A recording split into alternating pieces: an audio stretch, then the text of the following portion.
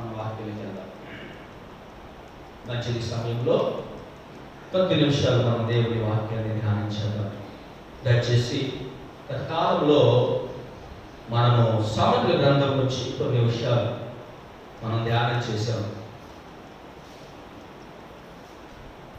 సొలొమోను మహాభక్తుడు ఈ సృష్టిలో కొన్ని జంతువులను లేక పురుగులను వాటన్నిటిని పరిశీలన చేసినప్పుడు ఆయనకి చీమల గురించి అర్థమైంది కదా. ఆ విషయాలు ఒకసారి మనం చదువుకుందాం. దయచేసి చూడండి దేవుని పరిశుద్ధ గ్రంథంలో నుండి సామెతల గ్రంథము 6వ అధ్యాయము. సామెతల గ్రంథము 6వ అధ్యాయము 6వ వచనాన్ని మనం చదువుకుందాం. చీమల యొద్దకు వెళ్ళము, వాటి నడతలను కనిపించి జ్ఞానము తెచ్చుకొను. వాటికి న్యాయాధిపతి లేకున్నాను, పై విచారణకర్త లేకున్నాను, అధిపతి లేకున్నాను. అవి వేసవి కాలమందు ఆహారము సిద్ధపరచుకొను, కోతకాలమందు ధాన్యమును కూర్చుకొను. చాలు చిన్న ప్రార్థన చేసుకుని ఈ మాట ధ్యానించాలి. కృపా కనికరము కలిగిన మా పరలోకపు తండ్రి, ఈ పరిశుద్ధమైన పాదములకు వందనాలు, స్తోత్రాలు స్తోత్రాలు స్తుతులు చెల్లిస్తున్నాము. ఈ మహాకృప ద్వారా ఇంతవరకు మమ్మలను మీరు ప్రేమించి మీరు ఎంతగానో కాచి కాపాడి ఈ యొక్క పరిశుద్ధమైనటువంటి ఆరాధన మరొకసారి మా జీవితాల్లో మేము కలిగి ఉండడానికి మీ కృపను మాకు ఇచ్చినందుకు స్తోత్రాలు చెల్లిస్తున్నాను. ఈ దినము జరిగేటువంటి ఈ ఆరాధన అంతట్లో మీరు మాతో ఉండండి. ఇంతవరకు పాటల ద్వారా, స్తుతుల ద్వారా, ఆరాధన ద్వారా మహిమ పొందారు. మీకు వందనాలు. తిరిగి నీ లేఖన బాగా ధ్యానిస్తూ ఉండగా నిలబడిన నీ దాసును బలపరచండి. నీ శిలువను రాచుకోండి, నోటిని బోధగా వాడుకోండి. నాకు మాకు అందరికీ కావలసిన వర్తమానం దయచేయండి. మరొకసారి మమ్మల్ని అందరినీ మీ కృపల హస్తానికి అప్పగించుకోవచ్చు. యేసు శక్తి గల పరిశుద్ధ నామమున అడిగి స్తుతించి ప్రార్థిస్తూ ఉన్నాము తండ్రి. ఆమేన్ ఆమేన్ ఆమేన్. వచ్చిన పిల్లగా మనం చదువుకున్న ఈ వాక్య భాగంలో గత కాలంలో మనం వీటి గురించి మనం ధ్యానం చేసాం. ఏంటంటే ఇవి ఎంతో చక్కని జ్ఞానమును కలిగి ఉంటాయి అని మనం చదువుకున్నాం. అయితే ఈరోజు మనం ధ్యానించేటువంటి మరొక విషయం, వాటిలో ఉన్నటువంటి మరొక చక్కని ఆ విషయం ఏంటంటే అవన్నీ కూడా కలిసి ఉంటాయట. అవన్నీ కూడా కలిసి ఉంటాయి. అంటే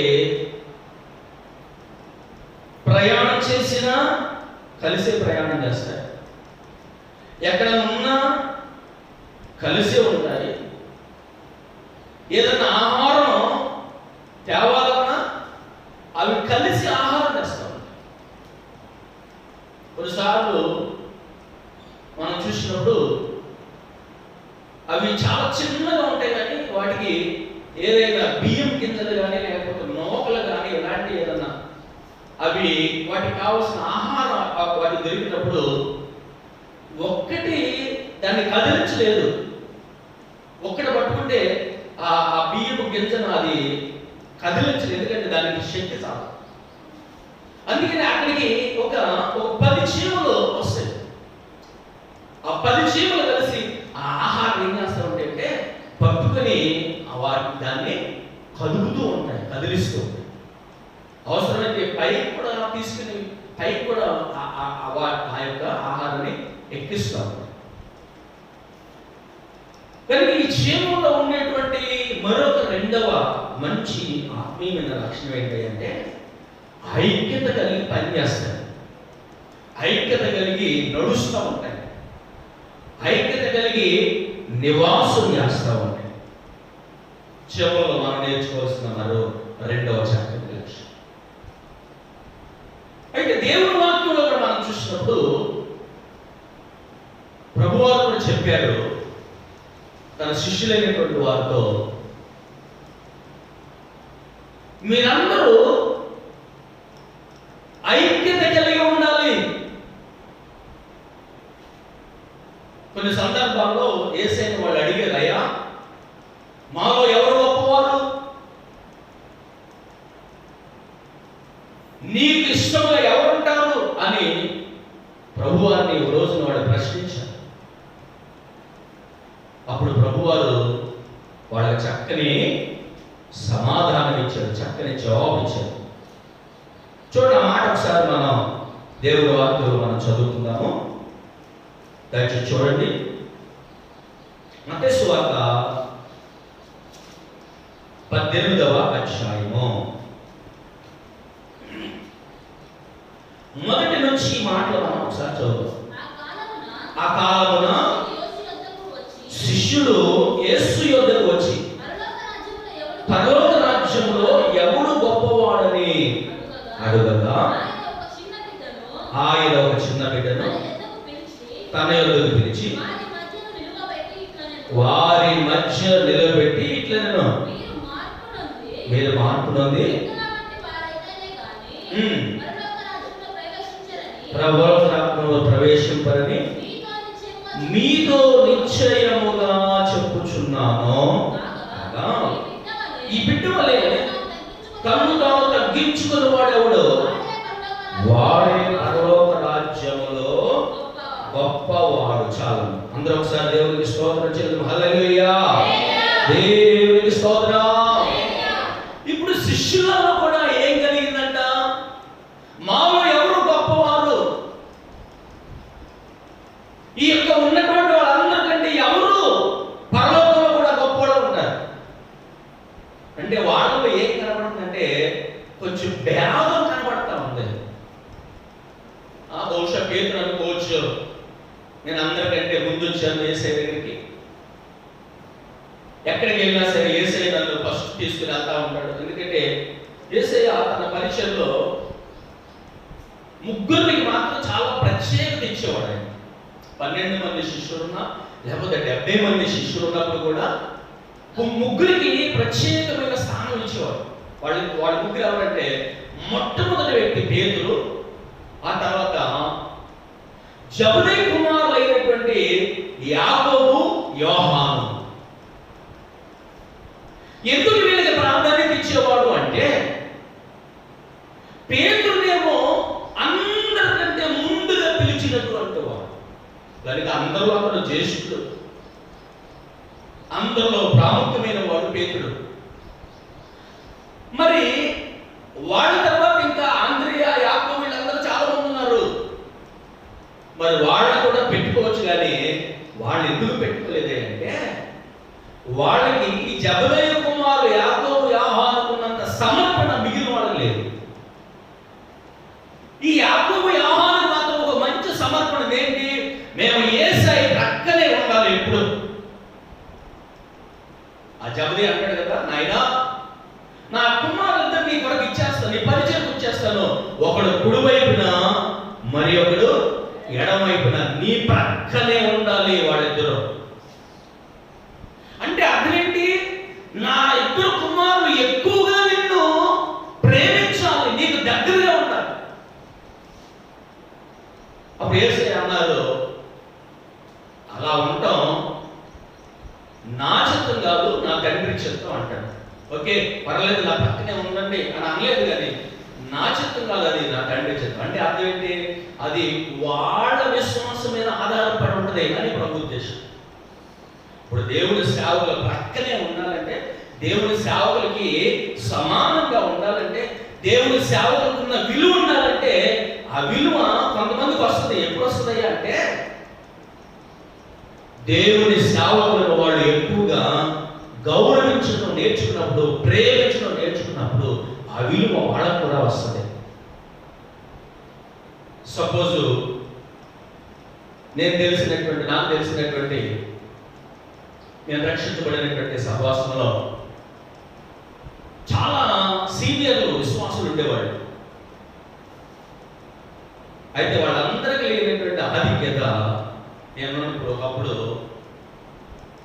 దేవుడు సేవకులకి ఇచ్చినటువంటి ఆ ఆలోచన ఏంటంటే, ఆయనతో పాటు సమానత్వం కలిగినటువంటి ఒక వ్యక్తికి ఇచ్చేవారు. ఆయన ఎవరంటే ఆయన ఆల్ఫ్రెడ్ గారని ఒక మంచి ఆత్మీయమైనటువంటి అంకుల్. ఆల్ఫ్రెడ్ గారు అప్పటికే దాదాపు 48 సంవత్సరాల వయసులో ఉండేవారు. ఆయన అప్పటికే ఆయన ఎంఆర్ఓగా జాబ్ చేస్తూ ఉండేవాళ్ళు. ఎంఆర్ఓ అంటే దాదాపు ఇప్పుడున్న పరిస్థితులు అంటే దగ్గర కలెక్టర్ పరిస్థితి, కలెక్టర్ యొక్క పొజిషన్. ఎంఆర్ఓ స్థానంలో ఉండేవాడు ఆయన. అయితే ఇక్కడ మందిరం ఇక్కడ ఉంటే దాదాపు ఆయన ఎక్కడి నుంచి రావాలంటే సుచిత్ర నుంచి ఆయన ఇక్కడికి రావాలి మందిరం. సుచిత్రలో ఇల్లు ఉండేది, ఇక్కడ దేవుడు మందిరం ఉండేది. ఆయన అక్కడి నుంచి ఇక్కడ రావాలి. ఆ రోజు ఆయన కారు ఉండేది కాదు, స్కూటర్ ఉండేది. అంకులు, ఆంటీ, వాళ్ళకి ఇచ్చిన పిల్లలు నలుగురు దేవుడి మందిరానికి రావాలి. ఈ నలుగురు దేవుడి మందిరానికి స్కూటర్ మీద ఒకేసారి రాలేదు కనుక అప్పుడు వాళ్ళ బాబుకి స్కూటర్ ఇచ్చి, నాన్న నువ్వు చెల్లించి వచ్చేసేయి, మమ్మీని చెల్లించి వచ్చేసేయి, రెండోసారి నువ్వు నేను అందాం. వాళ్ళు 10 గంటలకు ఆరాధన అని చెప్తే, అంకులు 10 గంటలకు ఆరాధన చెప్తే 9:30కేమో ఆంటీ అను పాప వచ్చేసేవాళ్ళు. ఆ తర్వాత ఇంకొక పావు గంటలో, ఇంకొక 10 నిమిషాల ముందే అంకులు వాళ్ళ బాబు వచ్చేవాడు. వాళ్ళ బాబు ఇప్పుడు మన హైదరాబాద్లోని కుకట్పల్లిలో సేవ చేస్తూ ఉన్నాడు. రత్న కుమార్ అని సేవ చేస్తూ ఉన్నాడు. వాళ్ళ పాప ఏమో వైజాగ్లో సేవకురాలు, ఒక మంచి దైవజనుడికి ఇచ్చారు. అక్కడ వాళ్ళు సేవ చేస్తున్నారు. అయితే ఆ ఇంటి వాళ్ళ యొక్క విశ్వాసం ఏంటంటే, లేక అంకులు ఉన్న విశ్వాసం ఏంటంటే, నేను దేవుని సన్నిధిలో అందరికంటే కూడా ముందు ఉండాలి. ఆ కుటుంబం వచ్చేసి అప్పటికే ట్రైనింగ్ పిల్లలంతా కూడా మందిరం అంతా శుభ్రం చేసేసేవాళ్ళు. అంకులు, ఆంటీ, ఆ పిల్లలు ఇద్దరు ఒక చోట మోకరించి ప్రార్థన చేస్తూ ఉండేవారు. అప్పుడు ఇంకా ఆరాధన టైం అయ్యేది కాదు. ఆయన అనుకోవచ్చు, నేను ఒక ఎంఆర్ఓను కదా, నేను ఏ టైంకి వెళ్ళినా పర్వాలేదు, దేవుడి సేవకులను గౌరవిస్తారు, దేవుడి సేవకులను ప్రేమిస్తారు అనే మనసు ఆయన ఉండేది కాదు. ఆ తర్వాత ఆరాధన అంతా అయిపోయి అందరూ వెళ్ళిపోయిన తర్వాత ఈయన కుటుంబము లాస్ట్ వరకు ఉండేవాడు. అప్పుడు దేవుడి సేవకులు చెప్పేవారు, అయ్యా ఈరోజు మీరు పలానా చోటకి వెళ్ళి వాక్యం చెప్పాలి, పలానా చోట మీటింగ్లు ఉన్నాయి, మనం అక్కడికి వెళ్ళాలి, కనుక మీరు సిద్ధపడండి. అప్పుడు సేవకులకు కూడా కారు లేదు. ఇప్పుడంటే దాదాపు ₹1,00,00,000 కార్లు ఉన్నాయి సేవకులు. ఆయన తిరిగే కారు ఈ రోజున ₹1,00,00,000. అప్పుడు ఆ సేవకులకి కారు లేదు, ఒక చిన్న స్కూటర్ ఉండేది. కబ్ అని ఒక చిన్న స్కూటర్ ఉండేది. ఆ స్కూటర్ మీద అయ్యగారు, అమ్మగారు, తర్వాత ఆల్ఫ్రెడ్ గారు, ఆంటీ గారు, ఇలాగా కొంతమంది వాళ్ళు ఆ రోజుల్లో బండి వేసుకొని దాదాపు 50 కిలోమీటర్ల దూరం వాళ్ళు వెళ్ళి మీటింగ్కి వెళ్ళి వచ్చేవాడు. ఇంటికి వచ్చేసరికి దాదాపు రాత్రి 2 అయ్యేది. మళ్ళీ అందులో ఏం చేయాలి, అంత పెద్ద వయసు ఉన్న ఆయన మళ్ళీ ఎర్లీ మార్నింగ్ 10 గంటలకు ఆఫీస్లో ఉండాలి. మళ్ళీ ఆఫీస్కి వెళ్ళి డైరెక్ట్ ఇంటికి వెళ్ళేవాడు కాదు ఆయన. మళ్ళా ప్రతిరోజు దేవుడి సేవకులు వచ్చి కనబడి అప్పుడు ఇంటికి వెళ్ళేవాడు. సేవకులు చాలా ఆశ్చర్యం వేసేది, ఎంత వయసులో ఈయన పొద్దుడు ఎర్లీ మార్నింగ్ లేచి డ్యూటీకి వెళ్ళి అక్కడ జాబ్ చేసి మళ్ళీ ఇంటికి వెళ్ళి రెస్ట్ తీసుకోకుండా మళ్ళీ ఏం చేసేవాడు ఆ అంకులు, మళ్ళీ సేవకుల దగ్గరకు వచ్చి పలకరించి 2 మాటలు మాట్లాడి అప్పుడు ఇంటికి వెళ్ళేవాడు. ఆ ఘనత, ఆ సేవకులు ఉండేటువంటి ఘనత ఆ తర్వాత రెండోసారి ఎవరు కలిగిందంటే అంకులకి కలిగింది. ఎందుకు విషయం చెప్తున్నానంటే, యేసుక్రీస్తు ప్రభువారి దగ్గర ఈ జబదయి కుమారులు వాళ్ళకున్నటువంటి ఆ అభిష్టం, వాళ్ళకున్న ఇష్టం, వాళ్ళకున్న కుతూహలం ఏంటంటే యేసయ్య ప్రక్కనే మేము ఉండాలి, యేసయ్యతో మేము ఉండాలి, యేసయ్యలాగే మేము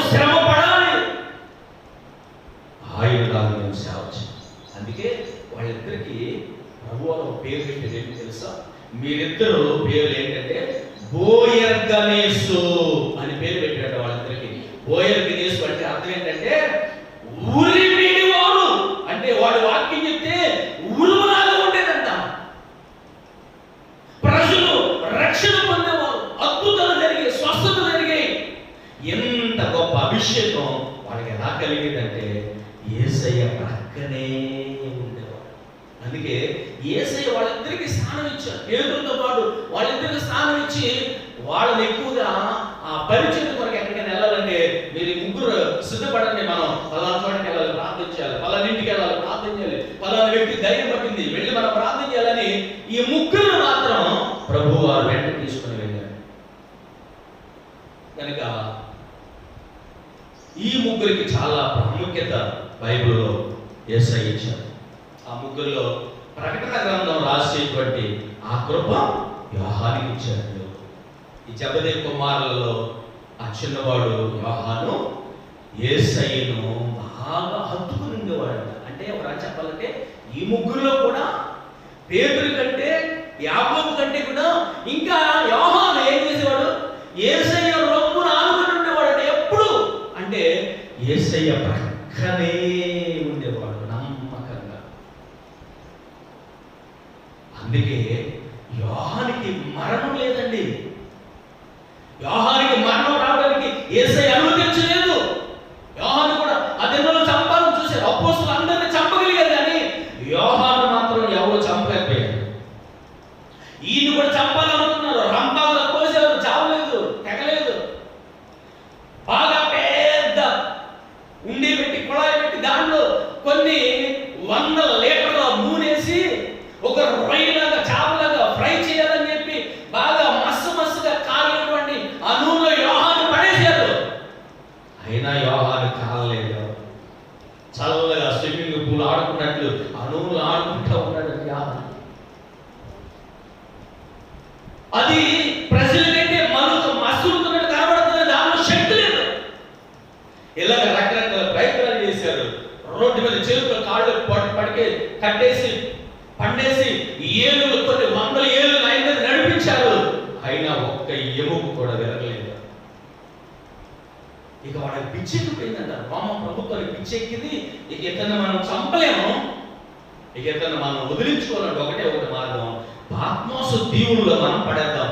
అక్కడ పడైతే ఇక ఆకలి లేకుండా, నీళ్లు లేకుండా, ఆహారం లేకుండా ఆ విషపు పురుగులు ఆ కాటేసి చచ్చిపోతాడు, ఇక మనకి బాగా తొలిగిపోతాయని చెప్పి విసుగుపోయి పాత్మోసు దీవుల్లో సముద్రం మధ్యలో దీవుల్లో పడేసి.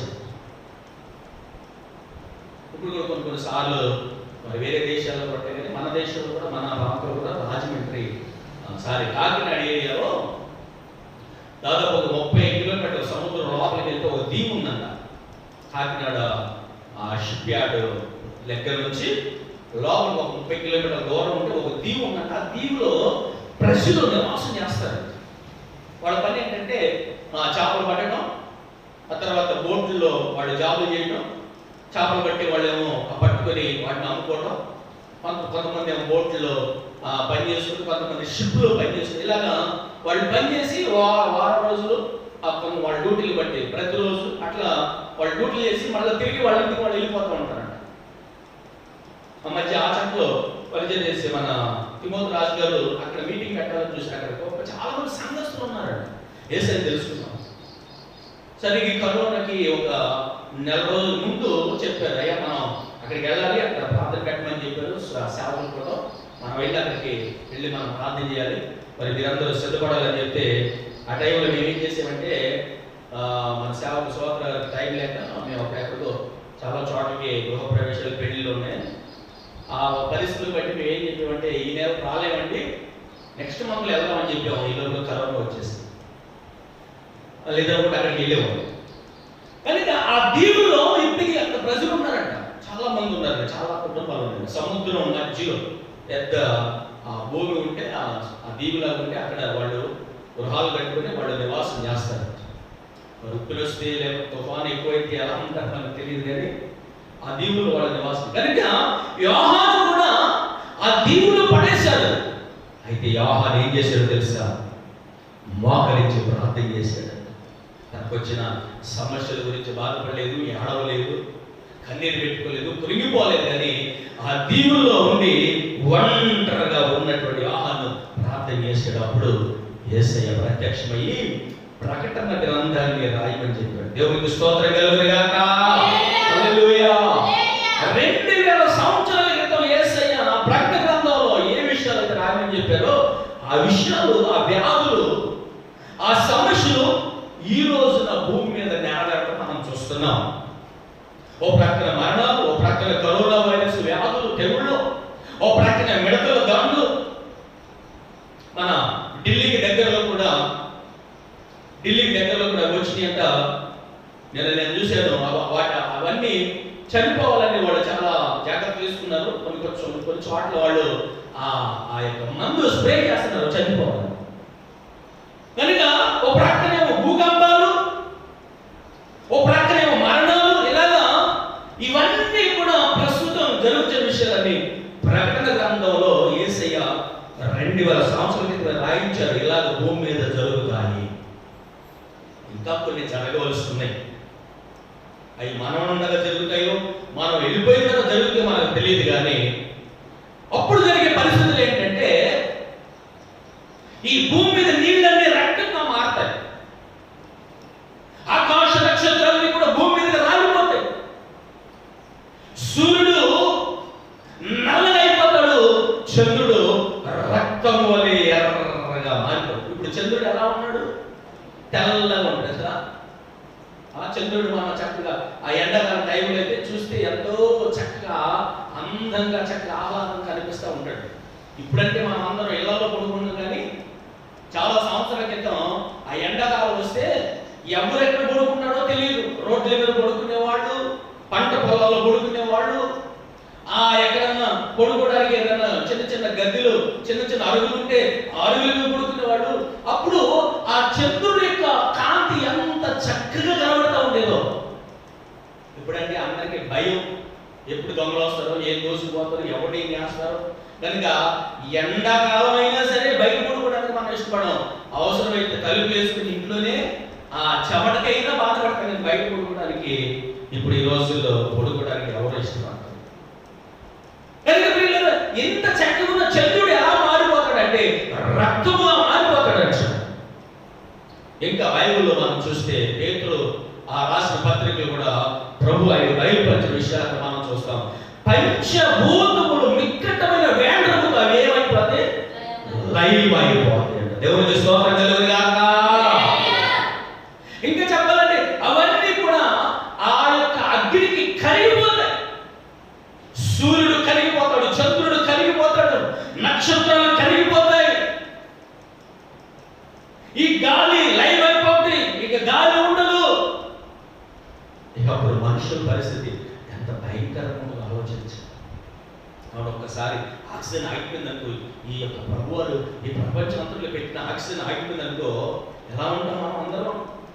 అందరం ఒక చేపను, నీళ్ళలో ఉన్నటువంటి ఒక చేపను తీసి ఆ యొక్క ఎండలో ఉన్నటువంటి ఆ యొక్క ఆ ఇసుక మీద వేసి ఎలా కొట్టుకూడదు ఆక్సిజన్ లేక, అలా మనం భూమి మీద అందరం కూడా కొట్టుకొని చనిపోతాం. ఇవన్నీ కూడా తర్వాత జరిగేటువంటి పరిస్థితులు. ఇవన్నీ ప్రభువు అని చెప్పారు తన భక్తులైన వారికి. ఇవన్నీ కూడా జరగవలసి ఉన్నాయి. ఆ తర్వాతే అంతం వస్తుంది భూమి మీద. ఇప్పుడైతే రాదు, ఇవన్నీ జరగాలి.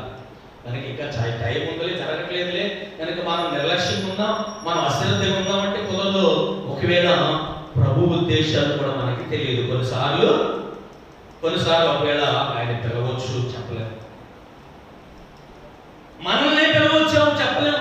ఎందుకంటే ఈ రోజున కరోనా వైరస్ వచ్చి ఎంతమంది చనిపోతారని ఎవరు అనుకున్నారు? అందులో క్రైస్తవులు కూడా ఉన్నారు కదా. అమెరికా దేశంలో క్రైస్తవులు ఉన్నారు, ఇటలీ దేశంలో క్రైస్తవులు ఉన్నారు, చైనా దేశంలో క్రైస్తవులు ఉన్నారు. మొట్టమొదట చనిపోయినటువంటి డాక్టర్ కూడా క్రైస్తవుడు చైనాలో. ఆయన చాలా భక్తి కలిగిన వాడట. ఆయన ముందే చెప్పాడు, మన దేశంలో భయంకరమైన వైరస్ వచ్చింది, ఇది చాలా మంది ప్రాణం తీస్తుంది, జాగ్రత్తగా ఉండండి. అతని మాట విని వాళ్ళు కనుక జాగ్రత్తగా ఉంటే ఈ రోజు ఎంత ఉండేది కాదు. అయితే చైనాలో ఉన్నటువంటి ఆ ప్రధాని ఆలోచన ఏంటంటే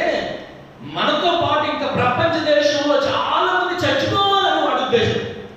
అందుకని ఆ డాక్టర్ మీద లేనిపోయి కేసు పెట్టి ఇతను ప్రజలను ఆందోళన పరుస్తున్నాడు, భయపడుతున్నాడు అని చెప్పి, ఏమీ లేని దానికి ఉన్నదే అని చెప్తున్నాడు అని చెప్పి ఆయన ఏం చేశాడంటే అతన్ని తీసుకుని వెళ్ళి జైలు వేయించాడు. ఆ తర్వాత తన భార్యకి ఫోన్ చేశాడు, అమ్మా ఇది చాలా భయంకరమైన వ్యాధి, దయచేసి నువ్వు ఇక్కడ ఉండొద్దు, మీ తల్లిదండ్రుల దగ్గరికి వెళ్ళిపోండి, పిల్లలు తీసుకొని మీ తల్లిదండ్రుల దగ్గరికి వెళ్ళిపో.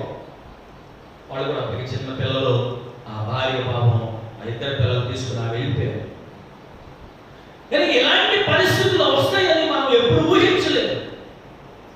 కనుక ప్రస్తుత దినాల్లో కూడా ఏ రోజున ఏం జరిగింది కూడా ఎవరికి. ఇంకా చెప్పాలంటే ఈ కరోనా వైరస్ అంట ఒక్కొక్క రోజు ఒక్కొక్క రకంగా మారుతా ఉందంట. ఒక్కొక్క ప్రాంతంలో ఒక్కొక్క రకంగా మారుతా ఉంది. చూడండి, ఇప్పుడు ఇటలీలో వచ్చింది. ఇటలీలో వచ్చినటువంటి వైరస్ ఎంత ప్రభావం కలిగిందంటే ప్రజలు నడుస్తూ ఉండగానే చనిపోయారు. ఇప్పుడు మన దేశం ఉన్న పరిస్థితి ఏంటంటే అది వచ్చినా చనిపోవట్లేదు. కనుక దాని ప్రభావం ఇటలీలో ఒక రకంగా ఉంది, మన దేశంలో ఒక రకంగా ఉంది.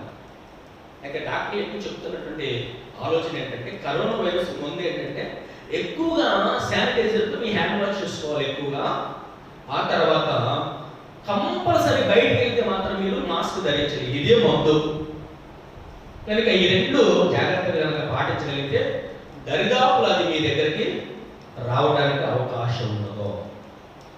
కనుక శానిటైజర్ అంటే ఏది పడితే అది కాదు, కానీ కొంచెం మంచిది క్వాలిటీ ఉన్నది మనకు తెలిసింది. ఇలాంటి మనం వాడలేదు. కొన్నిసార్లు వేరే తక్కువ రేటు వస్తాయని, కొన్నిసార్లు ఆ తెలియనటువంటి శానిటైజర్ కొట్టే కూడా అవి చేతుల్లో పొక్కులు వచ్చేసి అవి కూడా ఇన్ఫెక్షన్ అవుతా ఉన్నాయి. కనుక ఈ యొక్క వ్యాధిని మనం జయించడానికి ఇదే ఆధారం. ఎందుకంటే గొప్ప ఆధారం ఏంటి అంటే ఆయన సన్నిధిలో మన కుటుంబం కొరకు మనం ప్రార్థన చేయడం, అదే ఇంకా నిజమైన భావం. అందరూ దేవునికి స్తోత్రం చెల్లు. హల్లెలూయా, దేవునికి స్తోత్రం. కనుక వాక్యంలోకి వచ్చేద్దాం. కనుక ఇప్పుడు ఈ జీవంలో ఉన్నటువంటి మనసు ఏంటంటే ఐక్యత. కనుక సంఘములో కూడా మనందరూ కూడా ఏం కలిగి ఉండాలి? ఈ జీవంలో బట్టి మనం నేర్చుకోవాల్సింది ఏంటంటే మనందరం కూడా ఐక్యత కలిగి మనం నేర్చుకోవాలి. 133వ కీర్తన భాగం 1వ వచనంలో భక్తుడు అంటాడు కదా, సహోదరుల ఐక్యత కలిగి ఉండుట ఎంత మేలు, ఎంత మనోహరము. కనుక మనందరికీ కూడా ఐక్యత ఉన్నప్పుడు అక్కడ ఏం జరిగింది? మేలు కలుగుతుంది మనకి. ఇంకా కింద 4వ వచనం మనం చూస్తే అచ్చట ఆశీర్వాదమును, శాశ్వత జీవమును, చివరి వచనం 3వ వచనం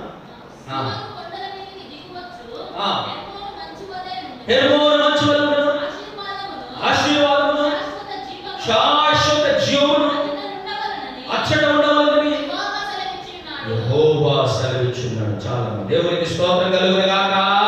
హల్లెలూయా. కనుక ఐక్యత కలిగినటువంటిగా ఉన్నప్పుడు అక్కడ ఏమన్నదట? ఆశీర్వాదాలు ఉంటాయి. ఇంకా చెప్పాలంటే శాశ్వతమైన జీవితం అంటే దాని అర్థం ఏంటంటే ఆ సంఘం అందరూ పరలోక రాజ్యాన్ని సంపాదించుకుంటారు. శాశ్వత జీవం అంటే ఎప్పుడు కూడా జీవించే జీవితం. ఇప్పుడు మానవుడు ఎప్పుడు కూడా జీవించే జీవితం ఎక్కడ కలుగుతుందంటే పరలోకంలో, భూమి మీద కాదు. భూమి మీద ఎంత ఉన్నా ఒక రోజు దాన్ని విడిచిపెట్టవలసిందే, విడిచిపెట్టి వెళ్ళాల్సింది.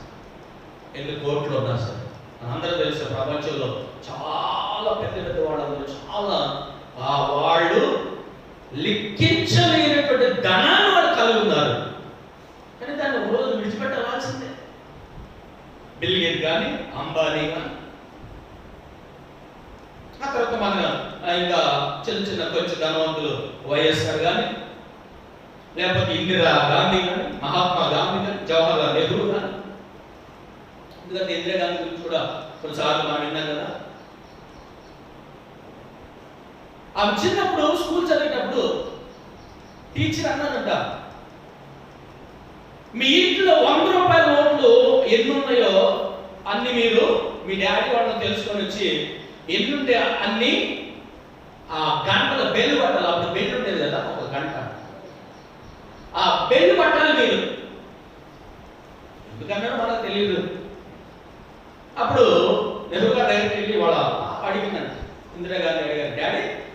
టీచర్ ఇలా అన్నారు, మీ ఇంట్లో ఎన్నో వందలు ఉంటే అన్ని గంటలు పట్టాలన్నారు.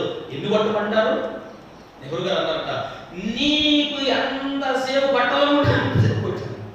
అంటే వాళ్ళు అప్పటికే కోటీశ్వరులు కనుక ఇన్ని చెప్పడానికి లేవు.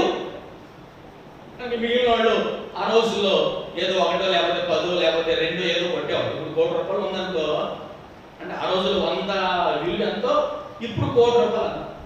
కనుక ఇప్పుడు ఆ చిన్న పిల్లలు బాగా కోటేశ్వర పిల్లలు పిలిచి వాళ్ళు అంటారు, ఏం చేస్తారు? కొంతమంది వచ్చి 3 ఉంటే 3 పడతారు, 5 ఉంటే 5 పడతారు. దాదాపు ఇప్పుడు ఈ రోజుల్లో చాలా మంది ధనవంతులు కనీసం 50 కోట్లు 100 కోట్లు ఉన్న వాళ్ళు కూడా మన హైదరాబాద్ పట్టణంలో ఉన్నారు. ఈ సినిమా యాక్టర్ అయితే దాదాపు 500-1000 కోట్లు కూడా బహుశా పడుతుండవచ్చు. కనుక ఈ హమీష్ కానీ లేకపోతే ఈ అశోక్ కానీ లేకపోతే అప్పర్ణ కానీ వీళ్ళందరూ కూడా దాదాపు సుమారు నాకు తెలుసు ఒక 20-30 కోట్లు, ఒక 50 కోట్ల వరకు ఉన్నటువంటి ధనవంతులు వాళ్ళంతా.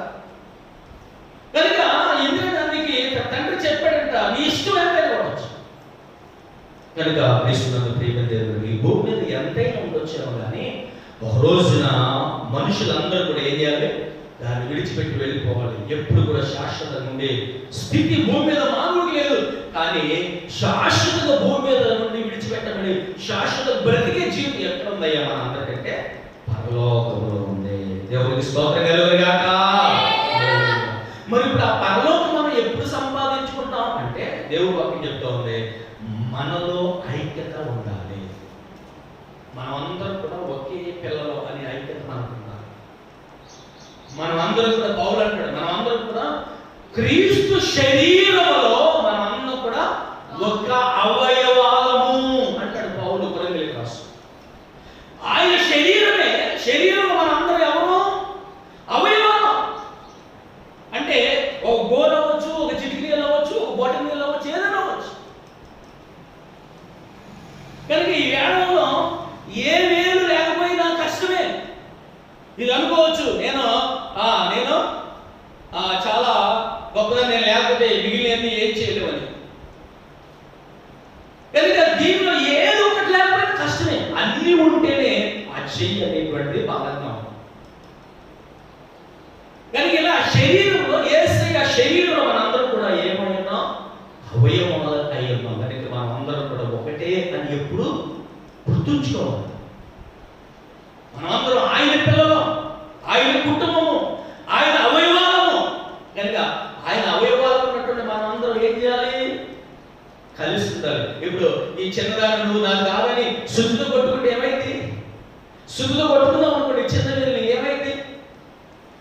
దీని ఒక్కదాని కాదు నొప్పి, శరీరం అంతా నొప్పి వస్తుంది, అవసరమైతే జ్వరం వస్తుంది.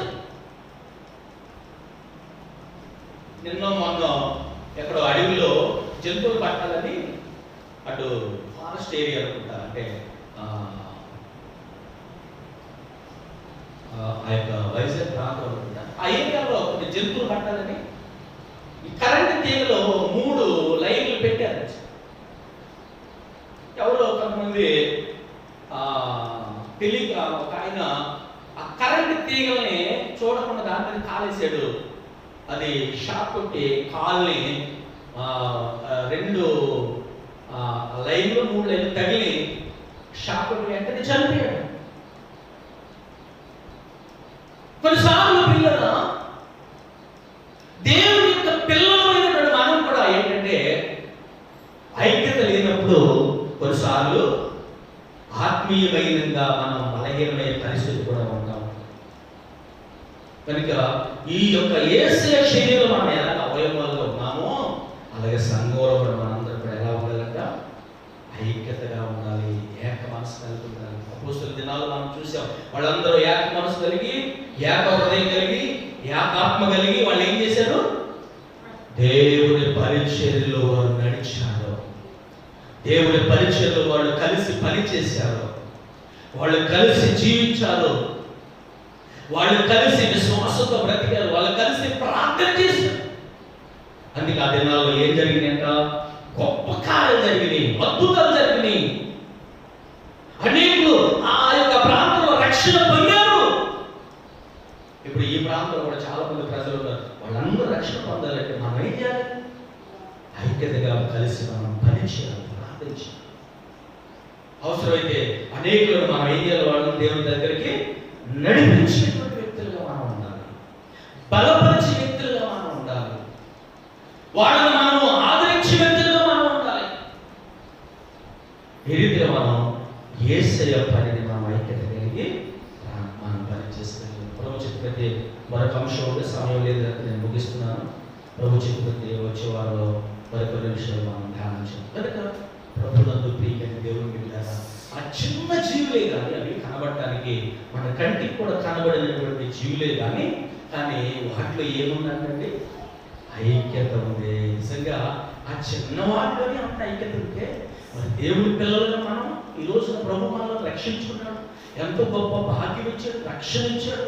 ఇంకా చెప్పాలంటే ఎన్నో మేలులు మన పట్ల చేశాడు, ఎందరో పోలేని రక్షణ మనకి ఇచ్చాడు.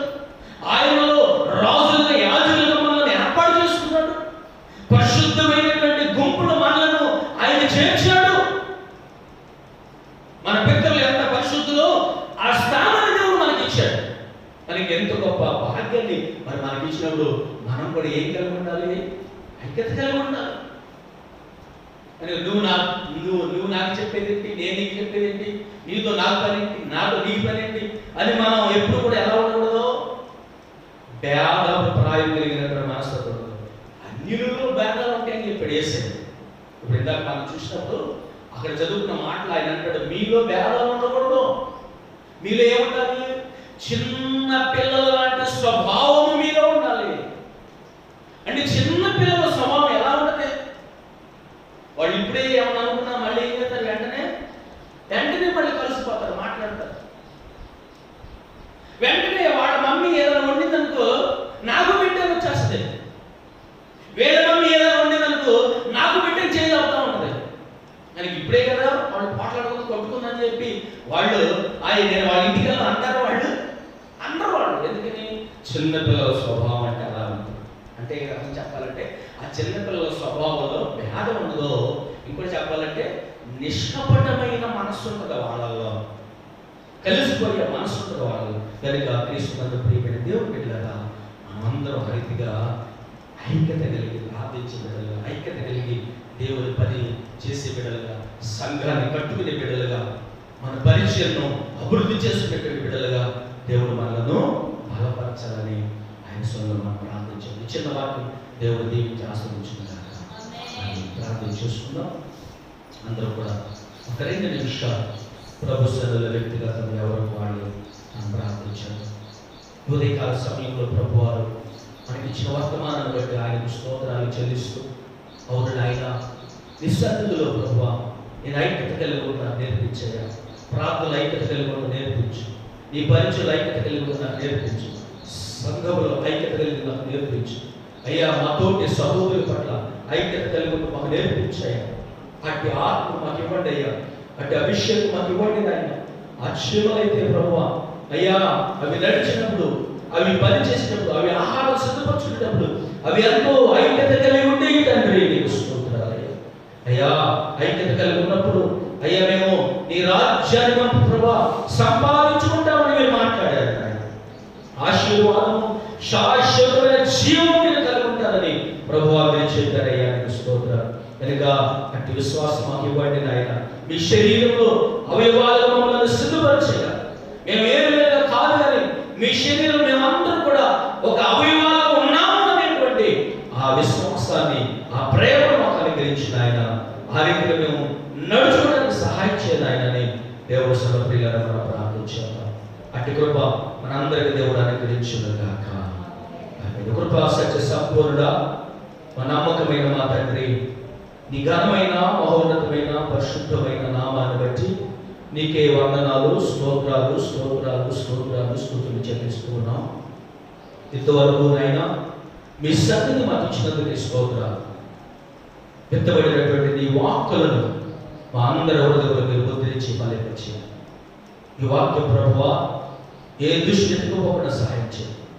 వాక్యానుసారంగా మేమందరం నడుచుకోవడానికి మీకు ఉదయించి సమస్త మహిమ ఘనత ప్రభావాలు మీరే పొందగలరని యేసయ్య శక్తిగల పరిశుద్ధ నామమున అడిగి ప్రార్థించి స్తుతించి వేడుకొనుచున్నాము తండ్రి.